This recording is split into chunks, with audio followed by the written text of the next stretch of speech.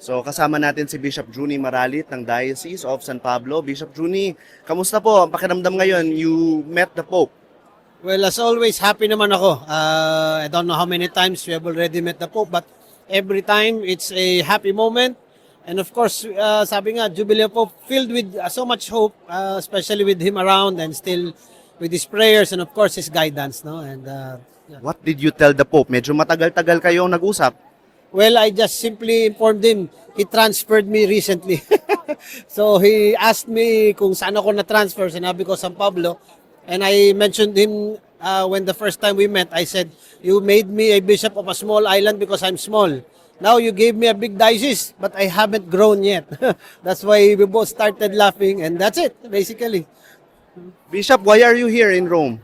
Well, simply because the Jubilee of Communications, ako naman yung, I'm the chair of the Episcopal Commission on Social Communications of the CBCP, and right now, the OIC in charge of the Office of Social Communications of the Federation of Asian Bishops Conference. So I represent two bodies already just being here.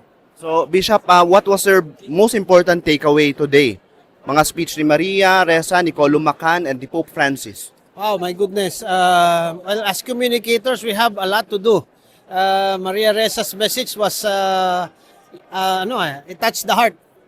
While the message of the Irish author was very basic. Our stories, how important our stories are. And then, of course, the Holy Father challenging us on our mission to be real communicators of faith and hope, and of course, of truth. So, kasama nyo mga young communicators, gaano ba kahalaga yung kabataan sa communication ministry ng simbahan? Well, they are the now. Sabi na naman ni Pope Francis yan, di ba? They are the now. They have the know-how. They have, I guess, the mission. It's theirs. We are so just simply participating with these young people. Baliktad, hindi sila yung nagpa-participate sa atin. We are the ones journeying with them because they are the ones with this mission to really use communication as a tool to really give that message of hope, love, and of our Lord Jesus Christ. Father, how did it feel that Filipina journalist, kababayan natin, stood there and spoke to the world? Well, we could see na standing ovation. No? So proud, of course. Proud of who she is, of who she represents. It's not only the Filipino people that she represented there. It is that reality of hope that we all have in our hearts that somehow sana there be a solution to these problems, and then we can all stand for the truth in the midst of all these lies and manipulation of people.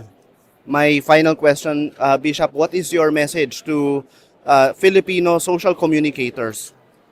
One, pray. Second, be responsible. And third, just like Maria Ressa says, collaborate, collaborate, collaborate.